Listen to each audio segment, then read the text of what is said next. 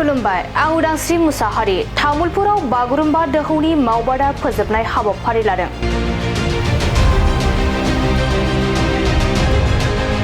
तामुलपुरनि मटंगापार देंखो फैसालियाव तामुलपुर जिल्ला दुलाराय बर' हारिमु आफादनि बानजायनायाव बागुरुम्बा दोहौनि मावबादा फोजोबनाय हाबाफारि लादों।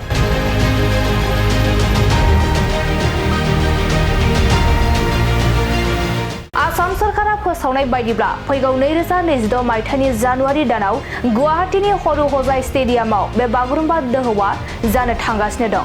बे बागुरुम्बा दोहौआव बाहागो लानो थाखाय गासै 700निबो बारा मोसाखावरिफोरखौ लानानै मोसानाय सोलोंनाय मावबादाया सोलिबाय थादोंमोन। बेनिनो दिनै बागुरुम्बा दोहौनि मावबादा फोजोबनाय हाबाफारि लादों।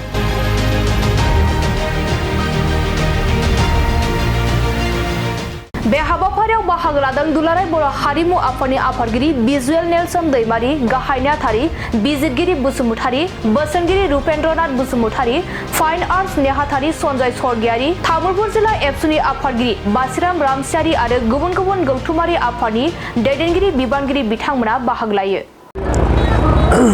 खुलुमबाय।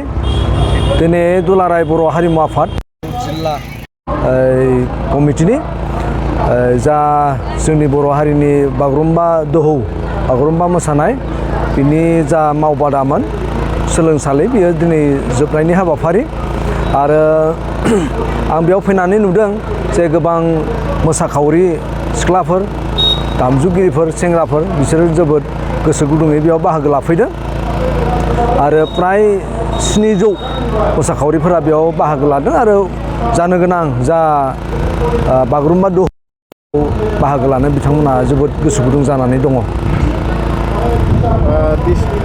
बे हाबाफारिया माला जागोन बागुरुम्बा दोहौआ?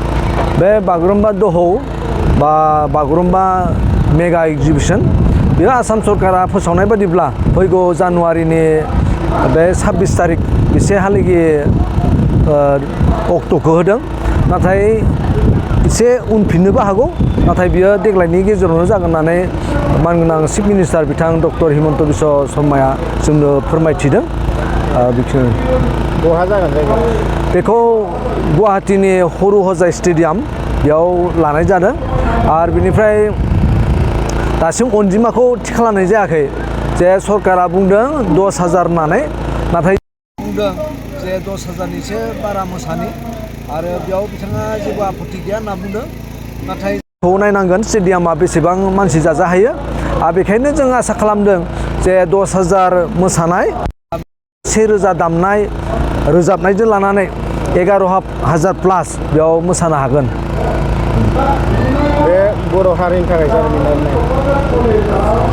थाखाय गोग्गाथाव नामा बेयो? औ, बेयो जोंनि बर' हारिनि थाखाय मोनसे गोग्गाथाव हाबाफारियानो जे जोङो माब्लाबाबो बिदि 10,000 11,000 बिदि लोगोसे बागुरुम्बा मोसानो जों खाबु मोनाखैमोन। बिनि सिगाङाव जोङो जोंनि बिटिआर सरकार मानगोनां प्रमद बर' बिटिआरनि चिफ बिथांजों जोङो सावरायदोंमोन जे Guinness book of world record खालामनो थाखाय आरो बिथाङा बेखौ जागोन होननानैबो बुंदोंमोन आरो बे बाथ्राखौनो जोंनि गेदेमा बिथांमोना जे मिथिं दावथिंफोराव एबसुनि कनफारेन्स बा बर' थुनलाइ आफादनि कनफारेन्सफोराव बुंबाय जे बागुरुम्बाखौ गिनिस रेकर्ड बुक खालामनाय जासिगोन होननानै।